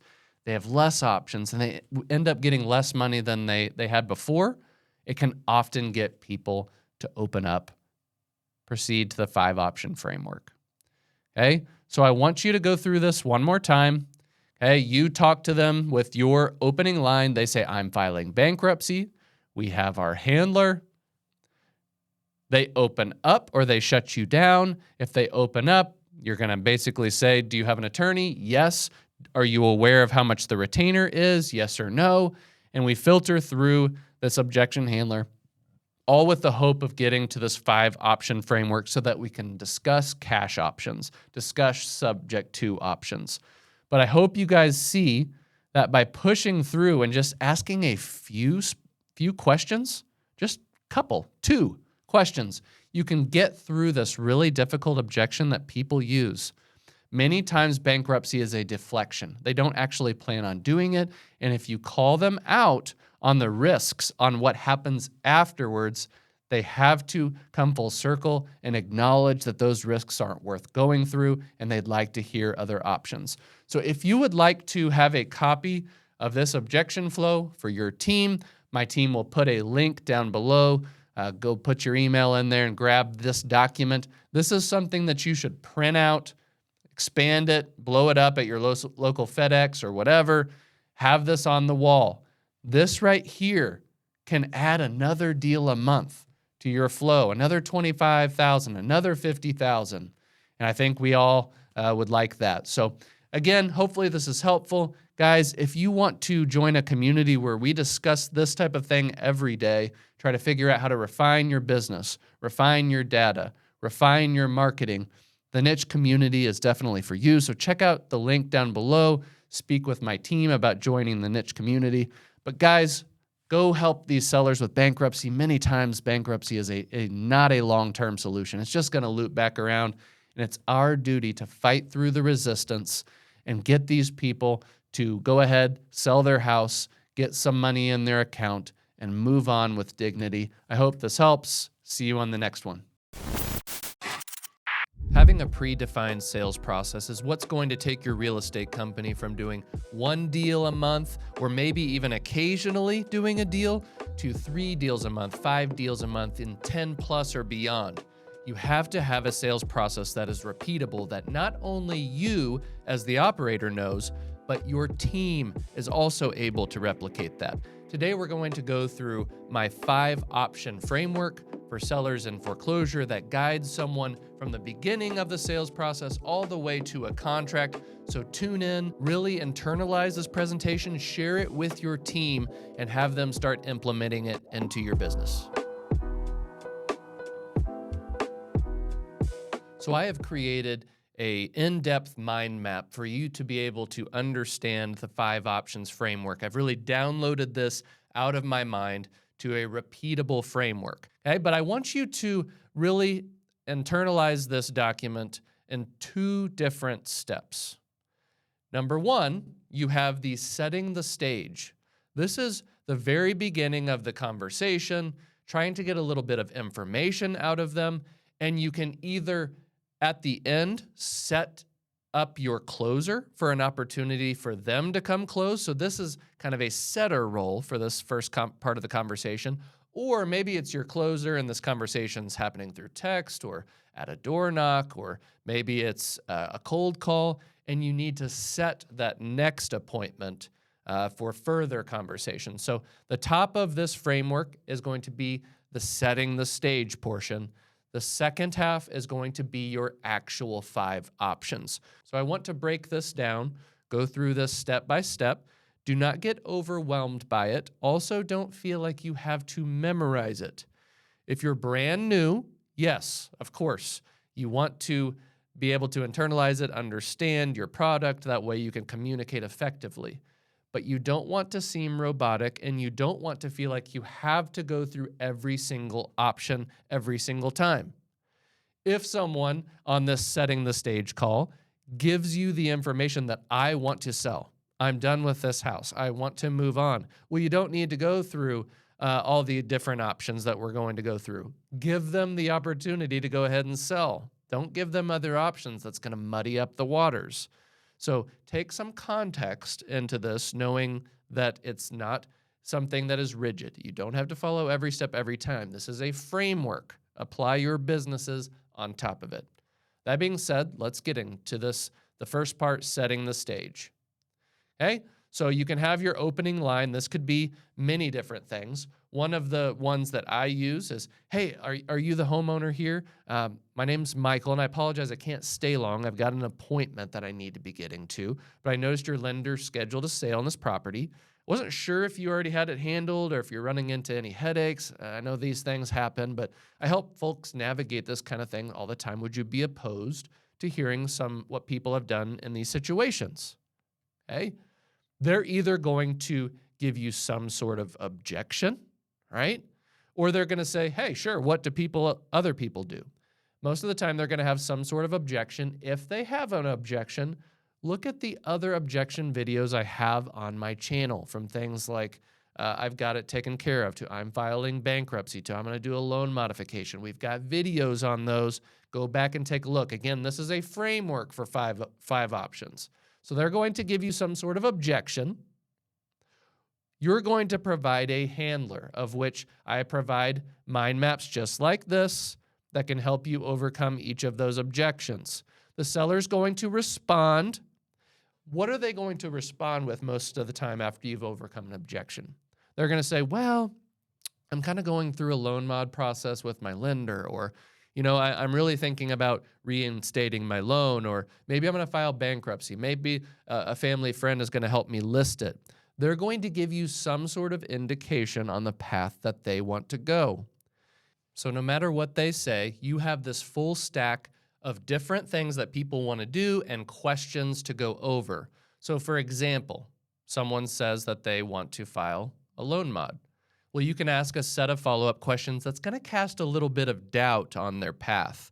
Maybe they are fully entrenched on doing that loan mod, but you have a couple of questions that can cast doubt. So what are some examples? Hey, did the lender confirm in writing that your sale date is paused and the mod is approved? Let them speak to you. Or are you aware that the loan mod could raise your payment significantly? I mean, what's your payment now? It's $1,000. Well, it's likely that could go up 30 or 50%. I mean, are you okay with a $1,500 a month payment? Cast some doubt. And then, hey, do you have full-time work? They say, well, I'm unemployed. Well, more than likely, they're not going to get a loan mod approved. And then what's your plan if the modification is denied or doesn't finalize before the auction date? No matter whether it's loan mod, reinstating, listing with a realtor, I'm filing bankruptcy, sale postponed, another investor offer, or they're working with an attorney, we have a question set that allows you to cast some doubt on that situation and gets them thinking on, ooh, what if that's really not the path for me? Or what if there's a hiccup here and I'm not able to get this plan to the finish line or even get it off the ground? We're going to come over here, and our goal is to identify the risk. What is the problem with their plan? And we're going to slide into a value-driven close, and we're going to say something like, hey, what you said totally makes sense, and I'm happy to be a second set of eyes on this, or just be a backup in case things shift. I've got a few options for you, and we've helped people in similar spots. I'd be happy to go over them while I'm here. Many times they're going to say yes, but they may say, hey, I need to go to work. I'd like to speak about this at a different time, or can we speak about this tomorrow? That's why this section we call the setting section, setting the stage, right? So our goal is to either go on to the 5 options framework or just set an appointment for your closer at this time. So make a micro commitment. Alex Ramosi would call it BAM FAM, book a meeting from a meeting. This is your opportunity to continue on or set a time later that day or tomorrow, whenever that might be that it's convenient. Now, if they agree to go over our options, that's when we go to the bottom half of this mind map here. This is where the 5 options framework begins. Okay? So if they agree, let me zoom in here for you. You're going to say something to the effect of, hey, while I'm here, let's go through the 5 options you have. The goal is to help you gain clarity on everything moving forward so that you can make the best decisions for you and your family. You do not want to frame it to where I'm going to give you a cash offer, I'm going to do this, I'm going to do that. Your goal is to get the authority by saying, my goal is giving you clarity. This is very important. This kind of sets you apart from the average investor out there. Okay, so let's say that they agree. You're going to go right into your options. And option number 1 is reinstatement. Okay? So you're going to say something to the effect of, hey, your first option is by far my favorite for you. It's a reinstatement. That just means that you're taking any of the money that you're behind, your arrears, you're wrapping that into one payment, catching everything up. Once you catch up that $5,000, $10,000, $15,000, you're good again. Once you do that and they have an understanding of what a reinstatement is, you're going to ask them a set of questions. Again, you're trying to get clarity for yourself, the investor, as well as clarity for them and identify any risks. So questions like, hey, do you have an idea, give or take, on how much you're behind right now? This is really important. Helps you establish how much money it needs to be. It might be 5, 10, 15 grand or more.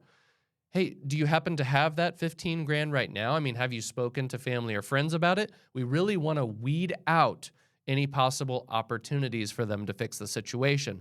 Then you might go into, hey, do you have funds in your 401k or retirement account? Again, you're establishing authority here. We're not just going straight for the kill. We're establishing authority. Then have you ordered a reinstatement quote from your lender? Get a little bit of information from them there. They're going to go one of 2 paths. They're either going to reveal a source of reinstatement. Maybe it's their own money, maybe it's family, maybe it's 401k.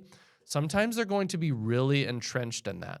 So they're going to want to discuss that, but you're going to need to have a micro commitment there. So you're going to say something to the effect of, hey, when do you think you'll be having a conversation with your family or friends or someone that's going to give your 401k money? When is that conversation going to take place? If they're really fixated on going that path, we don't want to push them any further. Ask them when they're having that conversation. Maybe it's Sunday afternoon after the game, right? Well, can I call you 30 minutes after that? Set a micro commitment to talk again. If they go down that path, you're going to loop around to the next opportunity to speak to them and go through the 5 options again. If they are open to further discussion, we go to our next option. But let's say they don't have another option and they reveal that their likely source of reinstatement is just not there, okay? They don't have the cash, they don't have anything in savings, they don't have anything in retirement, they don't have any friends to help them out. It's just something that's not likely. You're going to say something to the effect of, hey, because you don't have those things, would you agree that reinstating is not an option for you? And they're going to say yes. In that event, we don't need to discuss it anymore. We're going to our option 2, which is loan modification. So you're going to say something to the effect of, hey, our next option is a loan modification. That's where your lender basically says something like, hey, let's take what you're behind. Let's set up a new payment plan. And it usually means a slightly higher monthly payment, but it can be a path to keep the house. Have you even spoke to your lender about that possibility of a loan modification? Open your ears, listen. Once they've explained to you what they've done so far, you're going to say something to the effect of, hey, what's your payment now? What's your interest rate? I mean, a lot of times when you have a loan modification, your payment could go up 30 to 50%. I mean, is that something you can handle? You're going to say, hey, do you have full-time work? If no, they most likely won't approve this loan mod. What's your plan if the loan modification is denied or it's not finalized before the sale date? They're going to respond in one of 2 ways. Number 1, they reveal, look, I've gone on the merry-go-round with my lender. We're not approved. I don't have a job. I can't afford that payment. This is just not a good option for me. If so, you're going to move on to bankruptcy. If they reveal a desire to do a loan mod, you're going to say, hey, would it be okay to hop on the phone with your lender and see what their qualification standards are? Let's just see if they're going to even approve you. Go ahead and hop on the phone, okay? If they want to do things alone, that's fine. Let them go down that path. Set a micro commitment to speak to them again. When you set an appointment again, you're going to loop around the process when they're ready. But if you speak to the bank's going to most likely say, yes, they either qualify or they do not qualify. If they do not qualify, we're going to go to option 3 in this framework.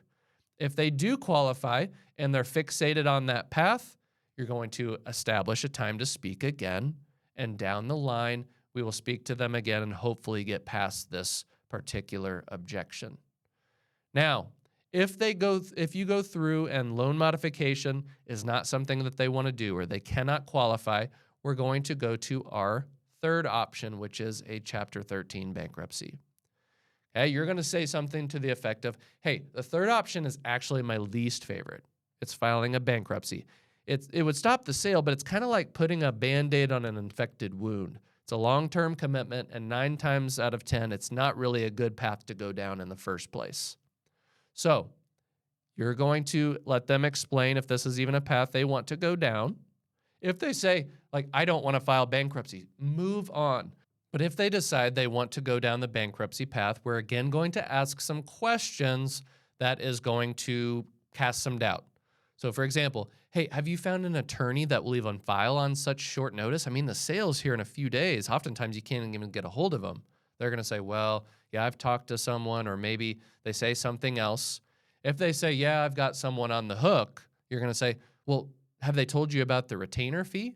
Oftentimes it's $2,000 to $4,000 up front. Is that amount of money that you have? Yes. Well, you can continue on to the conversation. If no, we can move on to our next option. Okay. Some more questions. Hey, are you aware that your payment can change after filing bankruptcy? A lot of times it's kind of like a loan modification that bankruptcy payment can go through the roof. Is that something that you can handle? If yes, keep on the conversation. If no, go ahead and move on to option number 4. Then what will you do if you can't afford the new payment? Or worse yet, a lot of times when people file bankruptcy, it actually freezes their credit cards. What will you do if you can't use your credit cards?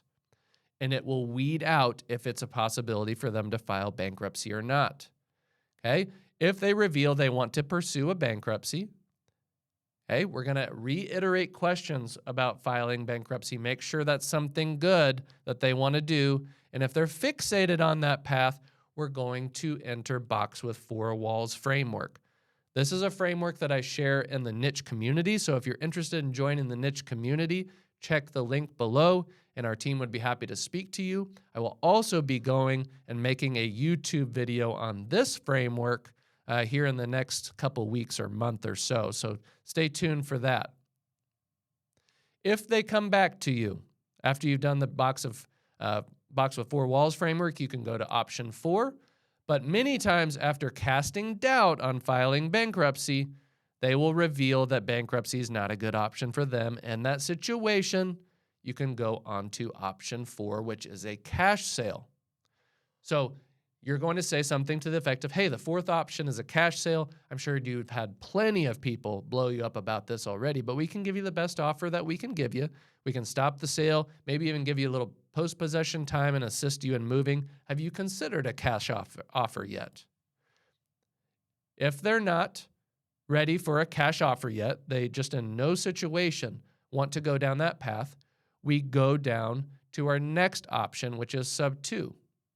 If they do want to sell, cash offer, hey, you got a few questions here. Let's just say you did sell. We aren't committing to anything, of course, but let's say it's 6 months from now. Really paint the picture of what that looks like for me. Maybe it's that you want an apartment. Maybe that you want this amount of money in your bank account. Really cast a vision for me. After they share, hey, thanks for sharing that. How much do you think that might cost? Maybe they say $20,000 or $30,000. We simply ask them to take out their mortgage statement and we can figure out an agreement. And you say something to the effect of, hey, look, it looks like you owe about $140,000 on the house. If I could give you X, Y, and Z you just mentioned, you said it would cost about $20,000. Is that something that you would want to move forward with? Hey, we can go ahead and write up our purchase agreement and get things going. But if they do not want to go down that path, they do not want to sell, we go to option 5. which is sub 2. And that's just a fancy way of saying, hey, I could reinstate your loan and take ownership of the house, but the loan stays in your name. If they're interested in that, of course, we can go into a sub 2 question flow. Okay? If there was a way to stop the sale, buy some time, still give you a way to walk away clean, is that something you'd want to explore? Hey, let's say that we wanted to partner on the deal. This could give us some creativity and flexibility. Hey, maybe I could help you stay in the house short term, fix it up, sell it down the line, split the profits. There's a lot of different options that we could have a conversation about sub 2. If you want to know how to present sub 2, I will also link a video down in the description that has a seller conversation where I pitch sub 2. So this could be really effective for you as well. If they are not interested in sub 2, we go into our box with 4 walls framework again, of which I share in the niche community, and I will make a YouTube video on this as well. Now, so let's say you've gone through all of your different options. They weren't really ready to commit yet. You've done your box with 4 walls, and they're just not ready to commit yet. You're going to establish a micro commitment to speak again. Sometimes this takes 2 or 3 touches, right? So set a meeting from a meeting, talk tomorrow or next week, whenever it might be. Hopefully you can go through these options again. They are not able to convert on their side of things, and you end up converting on our appointment to get a contract. If you handle their objections and you're able to figure out the particular option you want to move forward with, hey, we go ahead and close. So again, this is a framework. It is a conversation path. You need to have your team be familiar with their product. That way they can go through this comfortably and move the pieces around, and the conversation can go multiple different paths, and they're comfortable with that. This framework has been responsible for nearly 1,000 foreclosure deals for me.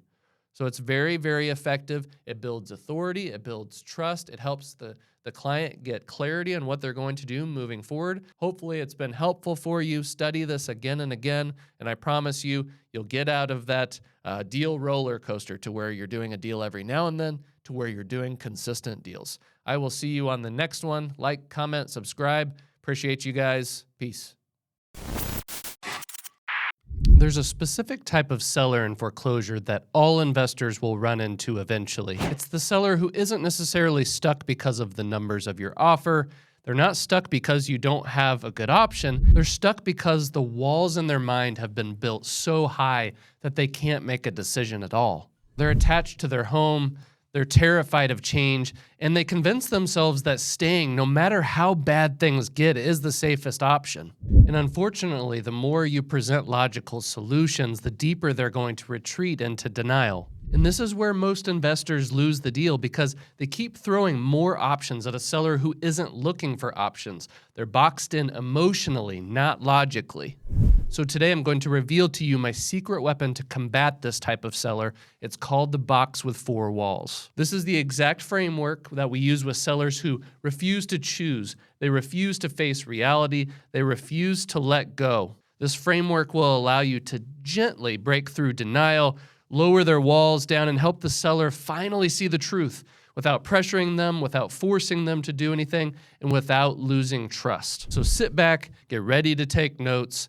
This is the framework that gets you from a deal sometimes to a deal regularly with niche lists. Now, before we get started today, this is one of many in the series of handling objections with different mind maps. So make sure you go subscribe to my channel and check out those other videos for yourself. Now, where does the box with 4 walls even start? First off, you need to have gone through the 5 options framework.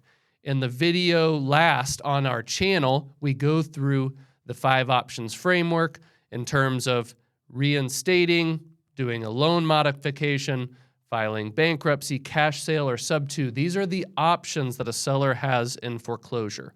So if you have not reviewed that video yet, I recommend you go through that. Once you have gone through that 5 options framework, and the seller is rejecting every option, They refuse to sell. They won't commit to a next step. This is when we transition to the box with 4 walls. What does the box with 4 walls represent? Just imagine a seller is fighting and clawing for their house, their box with 4 walls, and they'll do anything and everything to stay there. This is when we have to lean into resistance, right? We have to get them to have it come to Jesus and have a reality reset on what is happening in their life. So what is the current seller state? Let's go over that first. So the seller state is that they are adamant that they want to stay in the home, regardless of the outcome, even if the outcome's extremely negative. The seller refuses to make a decision. They have significant emotional attachment to their home and current style of life. They often are in denial of the reality of the situation, and it is our job to paint a picture of likely outcomes and create some dissonance between what is and what could be their ideal outcome, okay? In this situation, you guys have to understand that they're not looking for more options, okay? We're trying to combat emotion with logic, and that will not work, okay? That will make them make their walls even taller and even harder to penetrate, right? So we have to not attack emotion with logic, okay? Attack emotion with emotion to get these people to open up. All right. So we've gone through our 5 options framework. They say they aren't willing to commit. They're in denial, right? They have objections like, hey, I want to stay in my home no matter what. I'm just not ready to sell. I'm not making any decisions right now. This is how we're going to combat that. It's very, very simple, okay? So they're going to say something like, you know, Michael, you're nice enough, but I'm just not selling my house. I'm staying here, okay? Instead of fighting that, you're going to do a slight pattern interrupt. You're going to say something to the effect of, hey, can I ask for your permission to tell you the truth? Okay? You want to say this kind of solemnly, like, hey, can I ask your permission to tell you the truth? Okay? This is sort of a pattern interrupt. In most situations, they're going to say yes. And why are they going to say yes? Okay, like I said, this is a pattern interrupt. It resets their emotions. It also removes you from the adversary seat and places you in the advocate seat. All right? So in most cases, the seller response is going to be yes. Okay?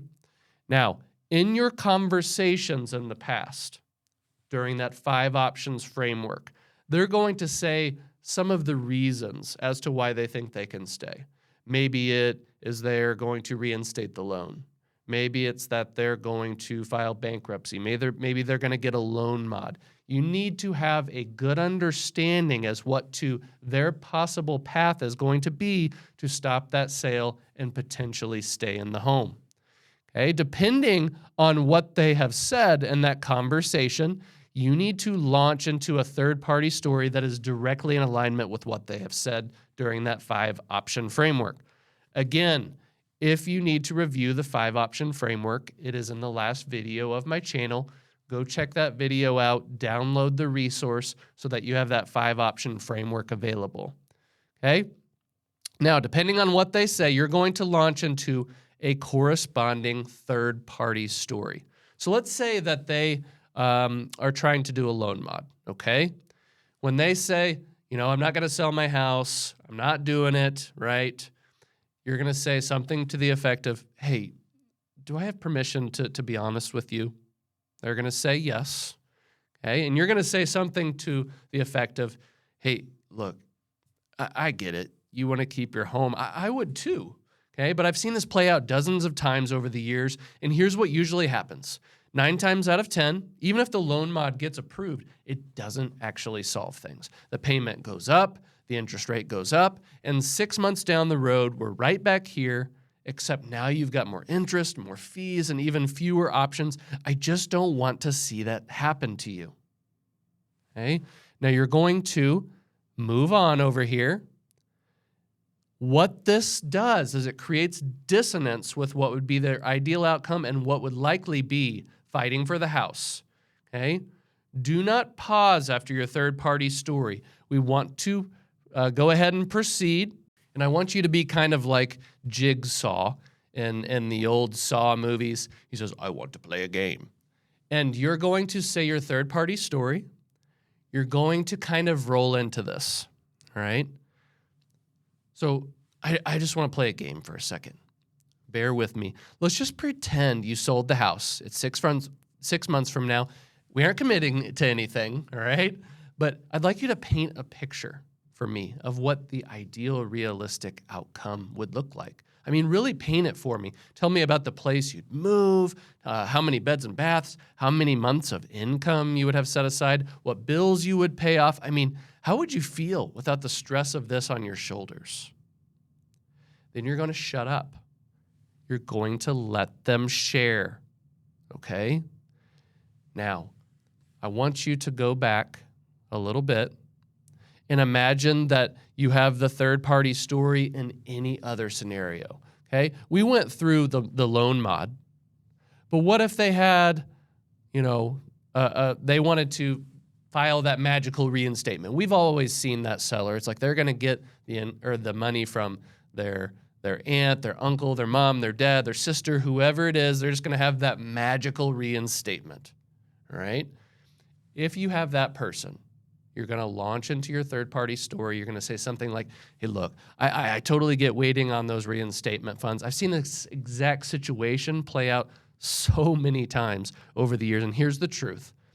9 times out of 10, the funds either fall through or they come in late, and even when they do come through, your monthly income hasn't changed. So that just has people find themselves back in the same spot a few months down the road, except now there's more stress, more fees, and probably fewer options. I just don't want to see you go through that. Okay, then we're going to go right into your next section. So I just want to play a game for a second. Bear with me. Okay, go through this next section, and how would you feel without the stress of this on your shoulders? Let them share. Likewise, we could go through bankruptcy. If the person has mentioned bankruptcy and doing that route in the 5 options framework, we're going to say something like, hey, look, I get why the bankruptcy seems like a lifeline right now.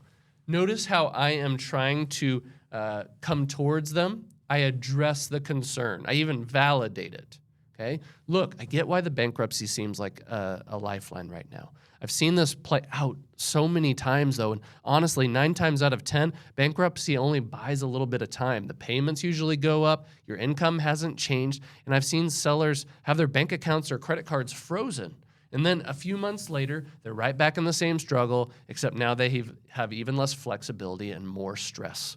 I just don't want to see you get stuck in that cycle. Again, you're immediately going to go into our next section. I want to play a game for a second, okay? And you really need to play this up. Like, hey, let's just play a game for a second. Bear with me. Let's just pretend you sold the house 6 months from now. Hey, we're not committing to anything, right? And you're kind of smiling, put your hands up, let's not be defensive, and you're going through your statement here. Now, again, we have these for every situation. You really need to internalize these. So let's talk about the postponement. Hey, look, I get why you're hoping the sale will get postponed or canceled. I really do. But I've seen a lot of people go through this, and honestly, 9 times out of 10, relying on a postponement just delays the inevitable. Even if the bank pushes the date back, your income and situation haven't changed, so the problem is still there. And what I've seen is most sellers end up in the same spot, just with more fees, more interest, and even less time or options when the sale's finally rescheduled. I'd hate for that to happen to you. Roll right into your statement. So let's just play a game for a second, okay? And again, lastly, they just have emotional attachment to the home, okay? And this is a really common one. They've lived there for a long time. They just cannot stand the thought of losing their home. So, hey, look, I completely understand how much this home means to you. I've worked with so many people in the same spot, and sometimes their whole identity is wrapped up in the house. But I've seen it over and over. When folks hold on too long and they hope they end up making it work, it usually is the bank that decides how they have to leave. 9 times out of 10, they lose control, sometimes even their belongings. And what hurts most is they didn't even leave on their own terms. I'd hate to see that happen to you. Let's move right on over into this. I want to play a game for a second, right? And run through this play. And no matter what of these options or third-party stories you've gone through, you say your next line, hey, let's just play a game for a second. And you're going to let them share. Shut up. Shut your mouth. You need to understand their heart. You need to understand their situation. Really play up that you want that information, and hopefully they will pour out their guts to you. Now, let's say that they have poured out their guts to you, okay? You need to come up. This really needs to be felt. You need to give a lot of emotion in this. Hey, I appreciate you sharing that vision. I really do. That vision that you just shared, that's what freedom looks like. And that's what I want for you. But I also need to paint the picture of what it looks like if you stay. If you fight and claw for your home, your box with 4 walls. Let's just say that you get the sale stopped and you did it with a loan modification or bankruptcy or whatever it may be. Enter the reason. At first, it'll feel like everything is normal and comfortable. The door is wide open. There's still hope, and it feels like things might work out. But as time goes on and the bills keep piling up, payments get missed, and the stress builds again, that door slams shut because there aren't any options anymore. And suddenly what was once your place of comfort and freedom feels more like a cage. You're in captivity. Really paint this image that at first, their choice to stay feels like freedom. But as things keep going, they miss payments, they get behind, interest builds, stress builds, that door slams shut. And all of a sudden, they're in a place of captivity. And I want you to say that with a lot of emotion. You're going to have to practice this. It's going to feel awkward at first. So it's good to role play with other people. And if you want to role play with other people, go ahead and join the niche community. I will put a link in the description below. Practicing with other people that live this life daily is invaluable, okay? The difference between you getting a deal sometimes and a deal all the time is getting good at these conversations, okay? So if you want to join the niche community, check out the link below. So once you say that you're going to let reality set in for a second, okay? And you're going to kind of come back a little bit of a somber tone. So be honest with me, man to man, man to woman, woman to man, whatever the combination is. Be honest with me, man to man. What would be better for your family? Freedom, what you described to me, or fighting for your box with 4 walls that we know probably leads to captivity? Most rational sellers are going to say, well, freedom is what makes sense, okay? And in that situation, you're going to slide into a value-driven close, okay? So let's say that they want freedom, right? And you can go back and say, hey, look, you said you wanted a 3-bed, 2-bath apartment. You could have $20,000 in your pocket. We could help you move. You had X, Y, Z. If I could make those things come into a reality, is that something that you would want to move forward with? If they say yes, go out to your car, grab your agreement, get that thing signed. Now, if they say, but I just want to stay in my house and won't sell, right? More than likely, the seller is not ready, okay? And you're going to come back over here and establish a time to speak again in the future. They're just not ready. Now, let's say that we go back to the very beginning and the seller responds, no, okay? I don't want to talk about this more. I don't want you to be honest, okay? Look, I'm staying in the house no matter what you say. We can enter into a third-party story just like we did up here and try to get them to open up. And if they don't open up, okay, I'm staying in the house. I don't care. Now it's time to exit with poise, okay? And we're going to try to get them to give us their contact information, set up a micro commitment to talk later, okay? But guys, What this comes down to is that most of you, when you have a seller that says, I don't want to sell, I'm just not ready. Most of you are just saying, oh, okay, well, let's talk next week and we'll see how things are going. You are going to lean into resistance. Lean into resistance. This is where you get the win. So the box with four walls framework, I know it sounds awkward, but I have had so many people in the niche community that are like, I wasn't doing this, and then I started doing it, and I'm amazed how many sellers just turned around from being completely blocked off to the idea of selling to all of a sudden I signed a contract. Just from going, instead of combating logic with emotion, you're pitting together emotion versus emotion. Okay, you see the difference there? This is a huge differentiator between businesses that struggle and businesses that thrive. So pair this with the 5 options framework that you should go watch that video and download that resource, and the box with 4 walls framework, and all of a sudden you'll be converting more of these opportunities. Appreciate you guys taking the time. Like, comment, subscribe, and I'll see you on the next one.